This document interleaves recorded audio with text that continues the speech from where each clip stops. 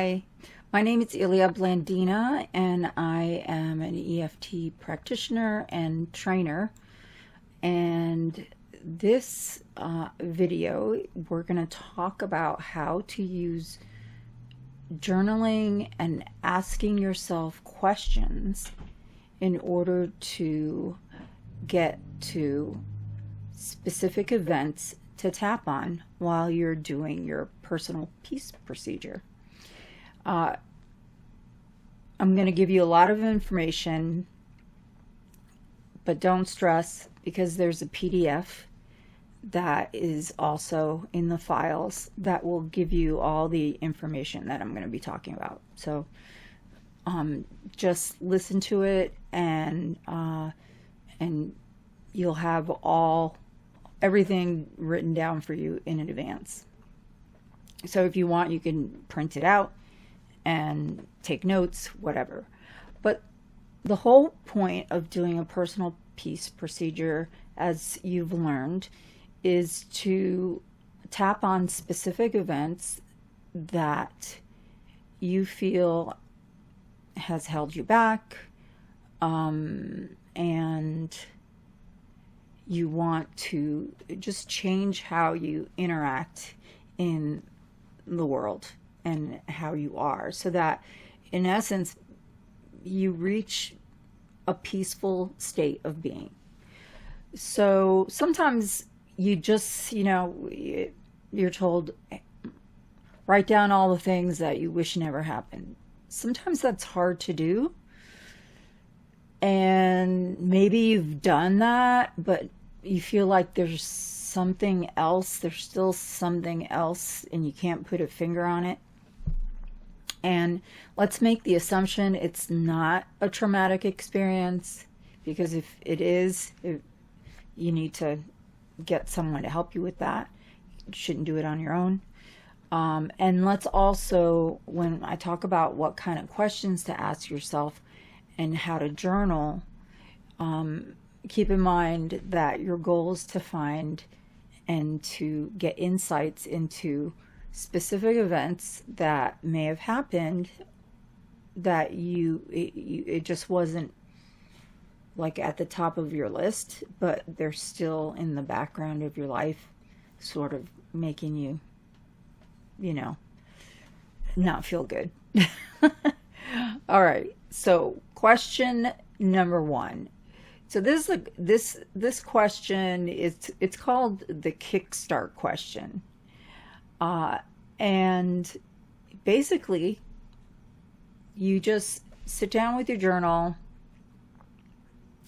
and ask yourself, what's on my mind today? And start writing. And think of it in terms of there's a 3 P's. Letter P. And of course, personal peace procedure is 3 P's, but this is a different 3 P's. And the 3P model for focusing your journaling is write about either a project that you're having problems with, or people that you're having problems with, or patterns of behavior. And always start with what's on your mind, like right now. What just happened? What's bothering you now? And just start writing what's on your mind. The second thing that you should do is called the awe question. Awe stands for, and what else? Is there anything else on my mind when I think about a certain problem? And what else comes up when I think about a certain problem? Ask yourself this question, and what else, at least 7 times, and journal each time. And what else about a specific problem? And what else? And what you'll find is, as you do that, and don't skip over, even if you think you got the final answer on and what else, number 5, keep going. Just let yourself journal. Don't worry about full sentences. Don't worry about grammar, spelling, none of that. Like I said, ask yourself, and what else, about what's on your mind at least 7 times, and journal. What you'll find is, as you go at least 7 layers deep into that same question over and over again, what's going to happen is you're gonna remember a specific event about that is a really good example of that problem. Maybe you'll remember several, and that gives you a list of events that are specific and that you could tap on. The third question to ask yourself is the focus question. And this question goes like, what's the real challenge for me? Okay, so as we go through this process, you don't have to do every single question. There's seven types of questions you can ask yourself.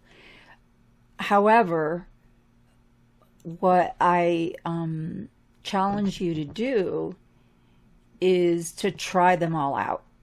You may want to try a couple out at a time and see what happens, and then once you get to a specific problem, then you can start tapping.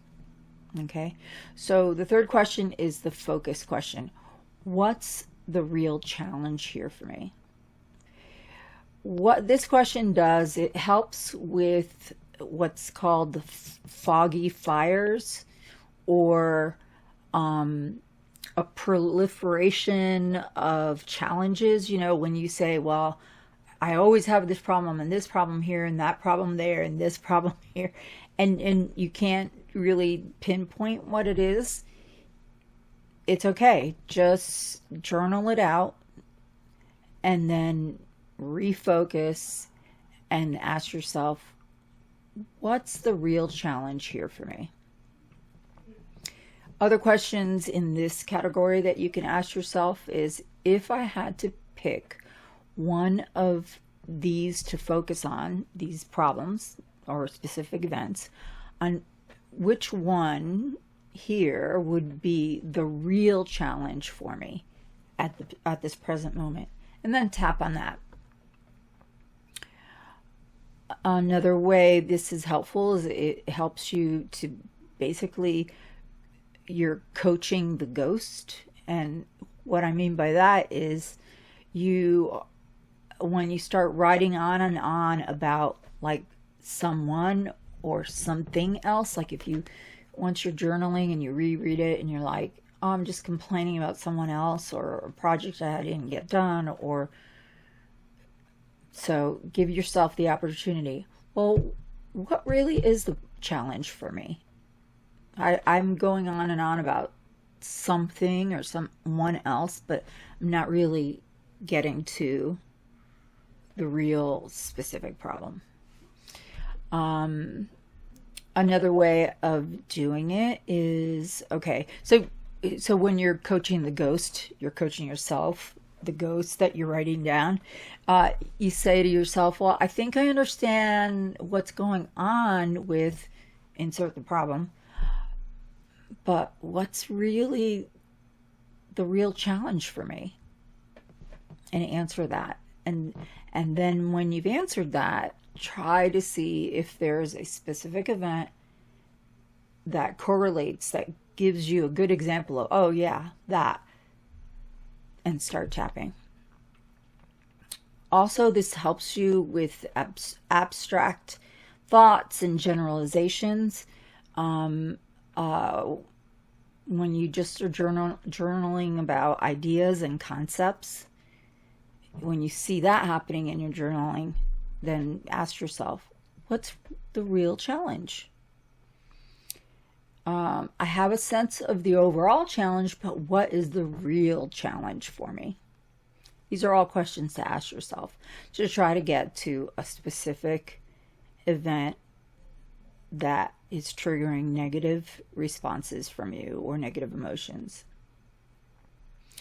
And when you say for me in the question, it creates like a personal development process for you, as opposed to feeling like you have to perform and have these list of problems, so you don't have to worry about performance anxiety.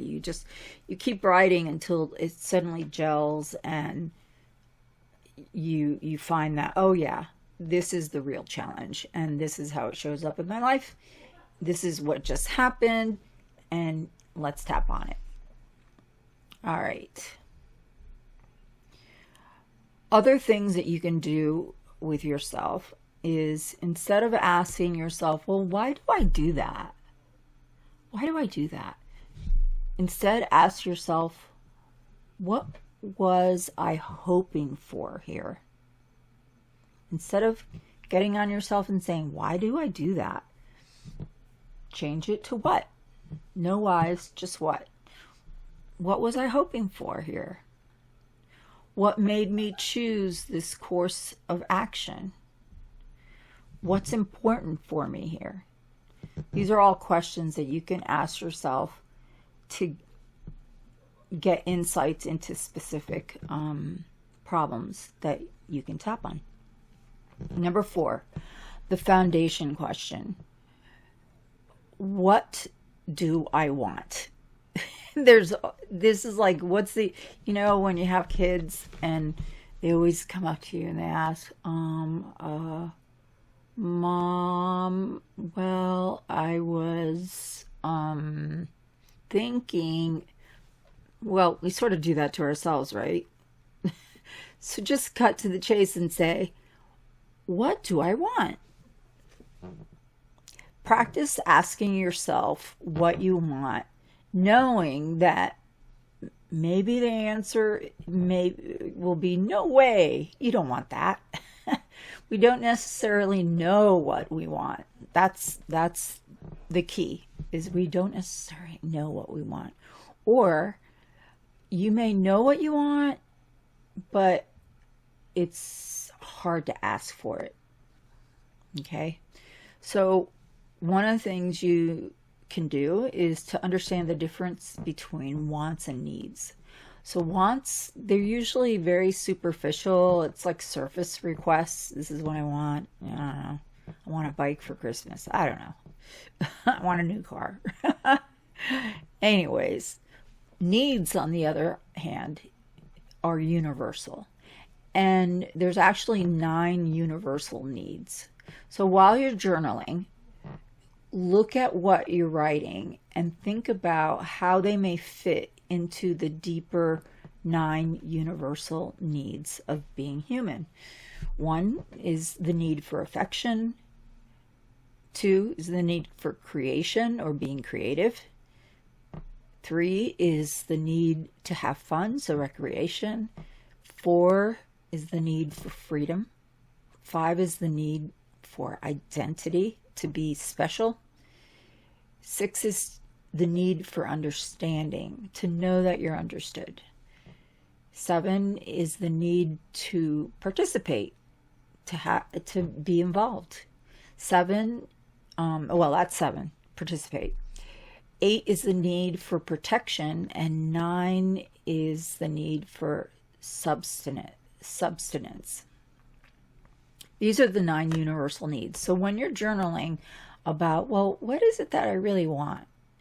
It's really, what you're looking for is what you really need. So look and see if any of those 9 universal deep needs are present, and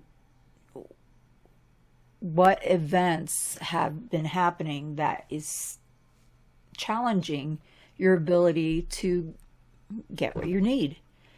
And if part of the challenge is that you can't communicate your needs, and maybe that leads to, well, that one time in 5th grade, this happened, and see, you get to a specific event where it matches when you didn't get a universal need met, and you could start tapping on that. Let's see. With all this in mind, one of the things to remember is the neuroscience of engaging with the world.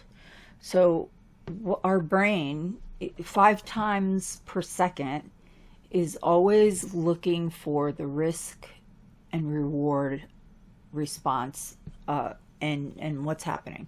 Is this a risky thing, or am I going to get rewarded? Good, bad, risk, reward, 5 times a second, always scanning the world. And so basically, your brain is always making sure, is it safe here or is it dangerous? Okay? And the way we're built is we're biased to see the negative, the danger.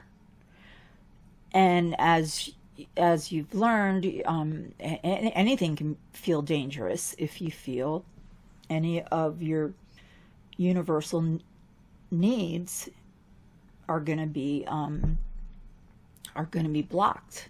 You're going to feel like the world is dangerous. These are all ways to sort of extract different experiences that you can tap on. Okay?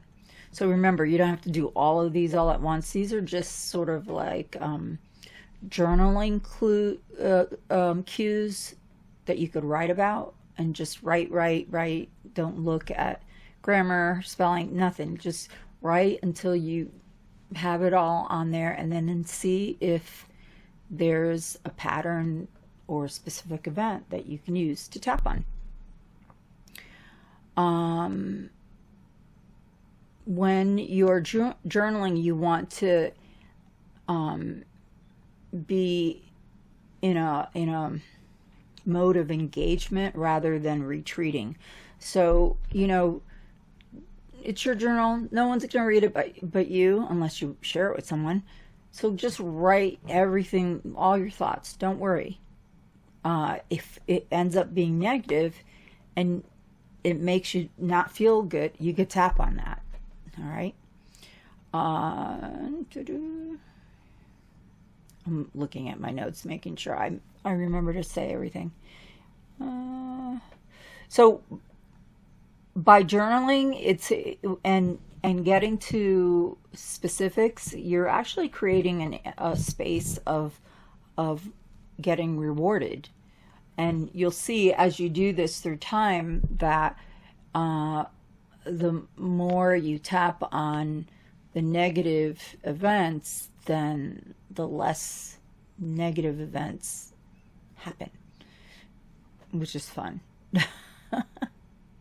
All right.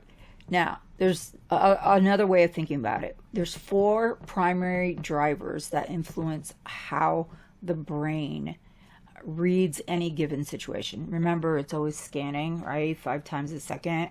That's a lot. Anyways, the acronym for this is TERA, T-E-R-A. And TERA stands for T, tribe. So the brain is asking, are you with me or are you against me? Are you part of my family? Are you one of my peeps? Do you get me or do you not? So there's T for tribe. E, expectation. The brain is trying to figure out, how do I know the future?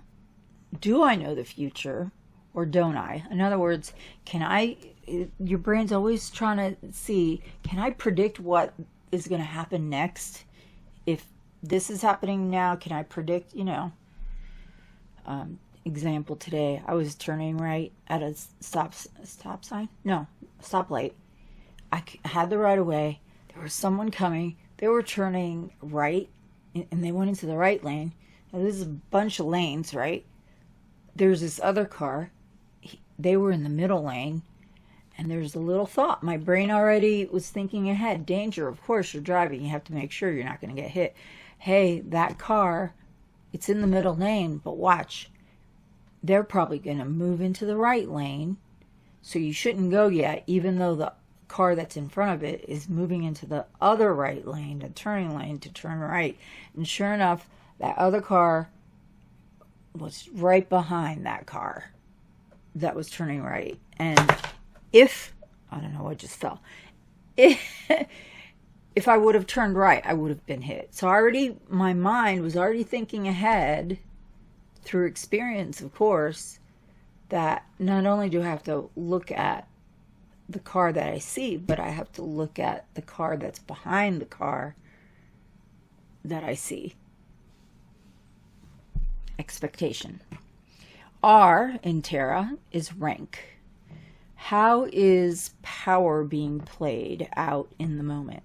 The brain is asking, are you more important or less important than I am? So is that other person more important or are they less important? Okay. And then A is autonomy. Do I get to say or don't I? Do I have the power to say what happens to me? Okay. These are all drivers of engagement. So these are all the things to just think about as you journal and ask yourself questions. And the whole point of this is to dig deeper into your personal peace procedures so that you could come up with even deeper events that have laid the foundation to any limiting beliefs or any of that kind of stuff that's getting in your way. So as you journey through the personal peace procedure, the goal is to increase your Tarot quotient whenever you can. So as you release all the negative, like I said, the negative events, then what you're doing is you're producing peace, personal peace. It's such a great name, personal peace procedure. It just makes complete sense. Do this always being curious and asking yourself questions that reveal any of the specific events that you can tap on in order to release that negative emotion that's connected to that memory or anticipated outcome, because you know you can tap about being anxious about something that's going to happen, right? That's still a part of your personal peace procedure. All right. Another question you can ask yourself, and it's still under the foundational question, is let me make sure. Yeah, we're still under foundational question. Is the miracle question. The miracle question is, ask yourself, suppose that tonight while you are sleeping, a miracle happens, and when you wake up in the morning tomorrow, how will you know that things have suddenly gotten better? Do a journal exercise on that. Answer that question for yourself. If a miracle were to happen while you were asleep tonight, tomorrow morning, how will you know things are suddenly better? This question helps you understand what better and much better really look like. This question starts with the end in mind and the end before the means. So it creates the end. Let me give you a better way of figuring this one out. So when I work with my clients, they're usually pregnant and they usually have a due date and they usually want the birth of their dreams. Those are my people. So one of the exercises I do with them is have them picture themselves giving birth the way they want. And then from that, They get they extract from their future self how they got there. Okay? So it's sort of like the miracle question. What if you had the birth of your dreams? What would that look like? How will you feel? Can you bring that back with you? Can you tap that in? All right. And then when you ask yourself these deep questions, it's okay. Sometimes you're going to just sit there and stare at your journal and go, okay. So be comfortable with the silence, with not knowing what to write yet. Give yourself time. It's okay. You don't have to have all the answers. This is it's like a lifelong process, right? So at the beginning, there's a lot to tap on. And sometimes you're going to have to hire someone because it's really intense stuff and you can't do it on your own. But after a while, it gets easier. And then that's when you could really sit with it and think about the deeper things. And that's okay to have some time to just ponder and just to write. Write without thinking. Don't worry about grammar. No one's grading this. No. It's just for you to get a better insight of how to live in peace. And let yourself daydream, and tap. Let's say you're trying to do one of these journaling exercises, and you can't, and you start getting frustrated because you can't think of something to write. Well, guess what? There it is. You have something to tap about right there. Why are you frustrated? Or, why? Don't ask yourself why. See? We fall into that pit. What is coming up for me when I can't find something to write?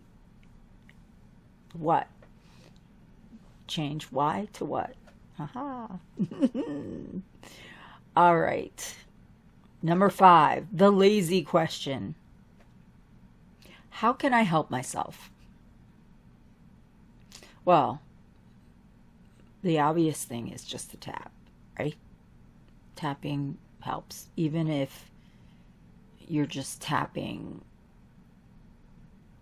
to tap and without any words. Always remember, part of the personal peace procedure, which, it took me a while to really get this in my brain, is that you can just tap without talking as part of your personal peace. I'm just saying. Little secret. How can I help myself? Well, you just tap.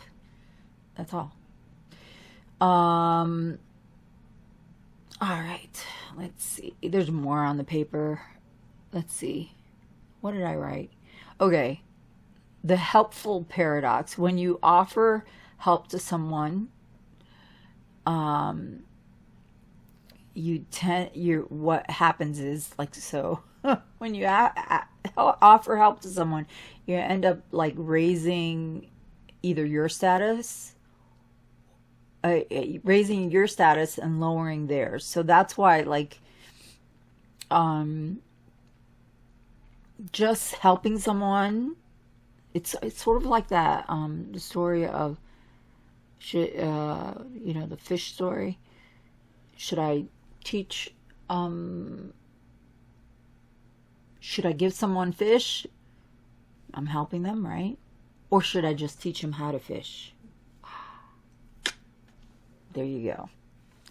So sometimes you just have to pause and help yourself by tapping. Let's see here. Okay, so in the paper, there's much more details on how can I help. They're part of the energy dynamics of being human. Okay, of course, there's the when you're in a stressful environment, right? You have the fight, flight, freeze. Well, part of that fight, flight, freeze is also part of what's called the drama triangle. where either you're feeling like you're the victim or you're actually the persecutor, you're going after someone, or you're rescuing someone. Okay? So in the handout there's information on how to identify that. So, and the reason why I included it in the handout is so that you could sort of see the dynamics, and you could actually Google the drama triangle, and there's been lots of research on it, and it's one of those things that you can read a lot about. But I gave you just some helpful tips on the three different characters that we play, and the bad news is it exists. The good news is it exists, and you could actually learn to identify it and sort of step back from that reactive mode of either playing, well, being the victim, being the persecutor or the bully, or just rescuing someone all the time, like helping someone all the time and not teaching them how to help themselves, which is, by the way, what the personal peace procedure and tapping does. It's a self-help tool, right? So just review that. I'm not going to go over it now, but it's a really quick description of each type of character and dynamic.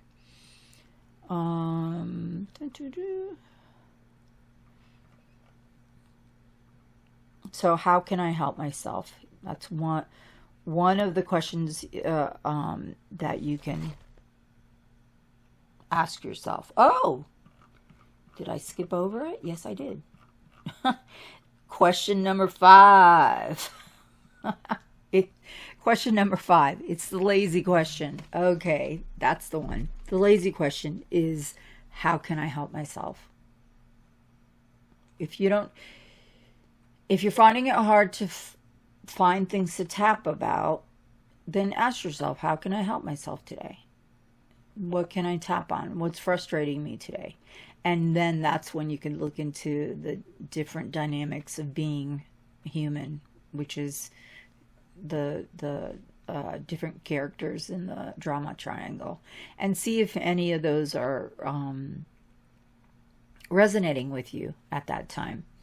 And then if one of those is, then what's going on in your life at that time that makes you feel like you're the victim, or makes you feel like you have to fight back, or makes you feel that you have to drop everything and help whoever, even if it means that it's, you're not getting things done for yourself. These are all things to tap on in your personal peace journey. Okay, number 6 is the strategic question. So if you are saying yes to this, what are you saying no to? AKA making time to do the peace procedure, personal peace procedure. Okay, so number 6 is basically, it's a challenge for you to actually make the time to do this. Hence why we're doing these classes.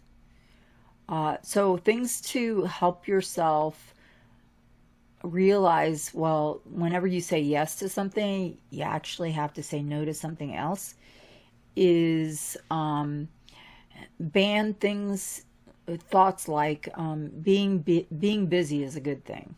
Nah, you don't have to be busy. You just have to choose what you're going to say no to, so you could say yes to something. Work smarter, not harder. There's like these maxims, and they're called true but useless is what they're called, TBUs. And basically they're sound bites that sound good but sort of are impossible to get done, right? So even the word strategic, which is, this is the strategic question, is overused. But in essence, strategy is choosing what you're not going to be doing. Like I had to give up doing something in order to create this video. Ooh, there you go. But it's a choice, right? So if you're saying yes to this, whatever it is that you're saying yes to, what are you saying no to? Or let's be clear, what exactly are you saying yes to? Or you can ask yourself, what can being fully committed to this idea look like? So what can being fully committed to doing the personal peace procedure look like? What's doable? 15 minutes a day? It doesn't have to be like a full session that you pay someone to get you through all this. No, that's why you pay someone to do that, 15 minutes. Do a little journaling, pick one of these questions to ask yourself, do a little tapping, and you're good. Okay. And there's two types of no's. There's no of omission. That means yes means you are saying no to something else, which it implies that you're making a decision. And no of commission is basically, we're going to revisit the 3 P's, which is project. So if you're using project, it's to abandon or postpone the project. So that's the no, right? So it's commission. If it's people, it's what expectations do you need to manage? So what drama dynamics are you trying to manage with the people? What are you trying to extract from yourself? And then there's patterns. So what habits do you need to break? So these are all types of no's. So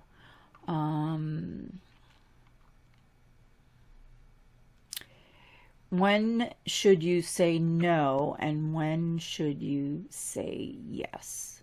So there's a whole section on the PDF about it. How do you say no when you can't say no? So, for example, it's really easy to say no to really close people, like close friends or family. Close family members, or like people who you don't know. So if you really, really know them well, it's easy to say no. If you don't know them, like a telemarketer, it's easy to say no.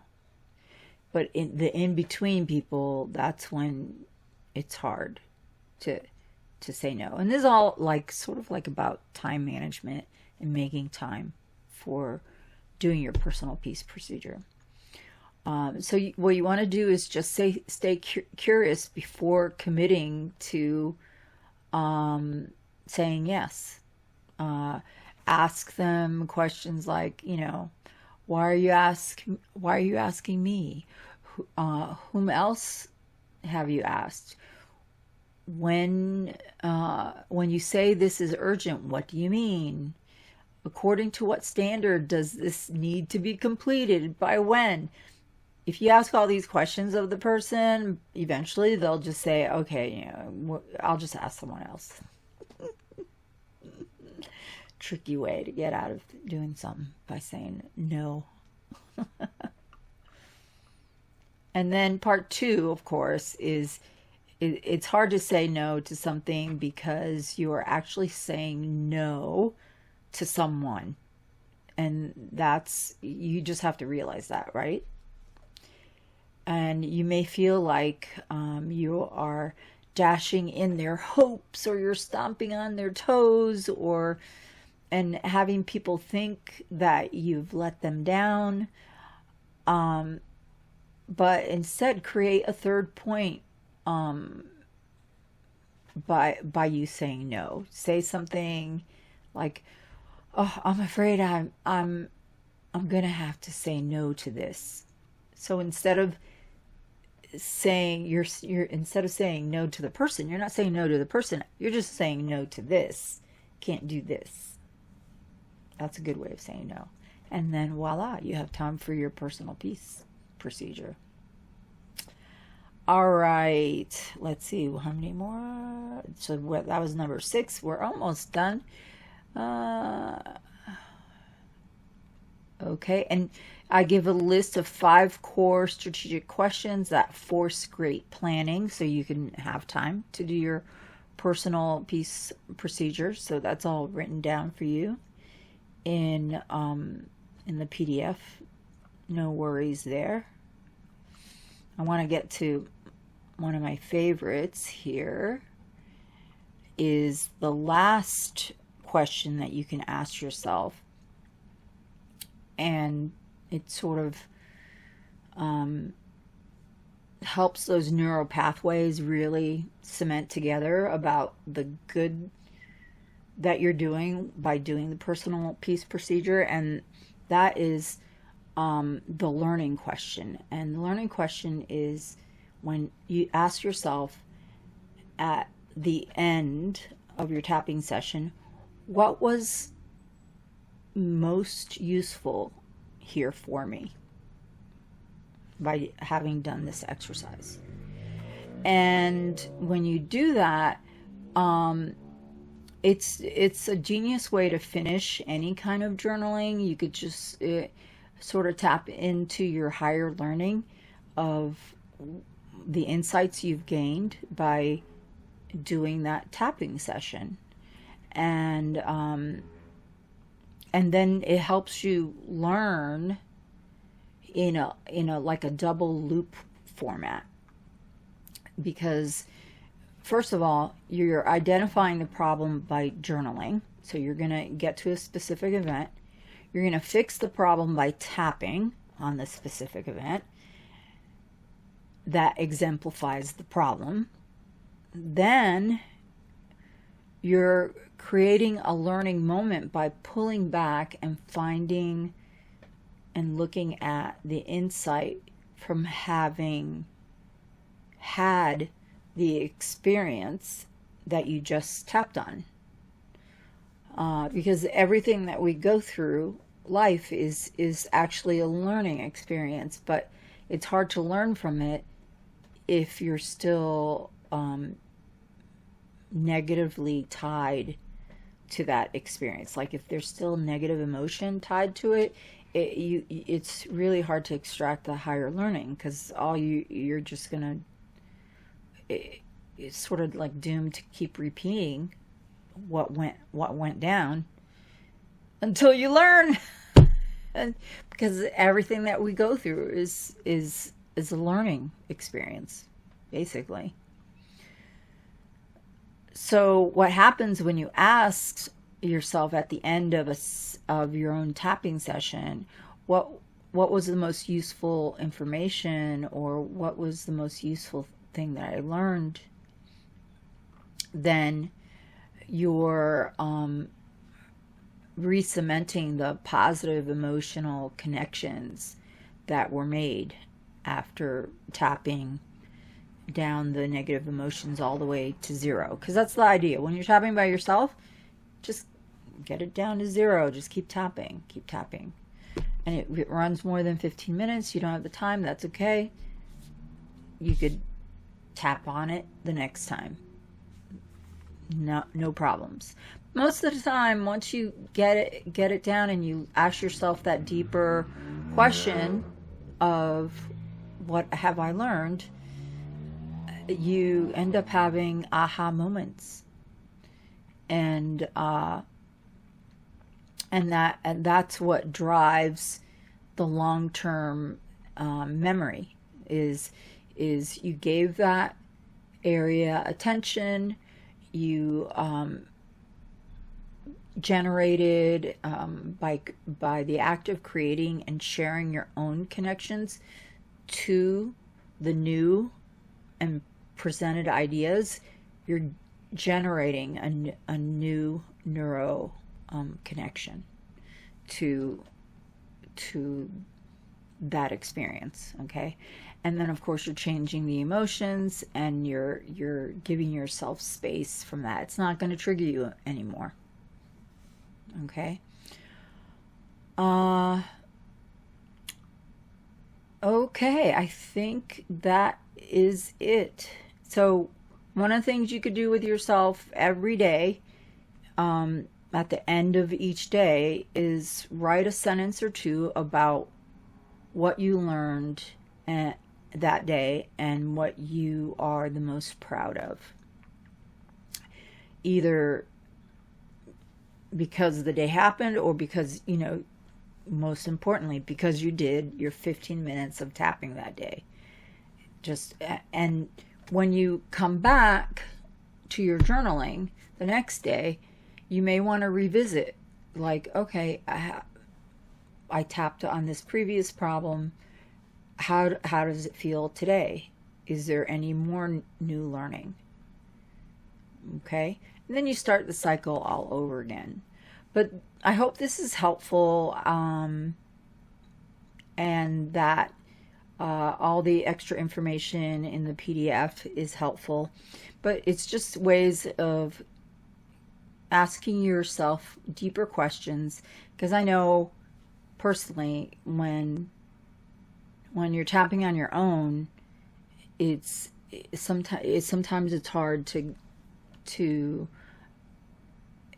get a deeper meaning, because you're just sort of chasing your tail, But again, the key is, if it's a traumatic experience, hire a practitioner to tap with.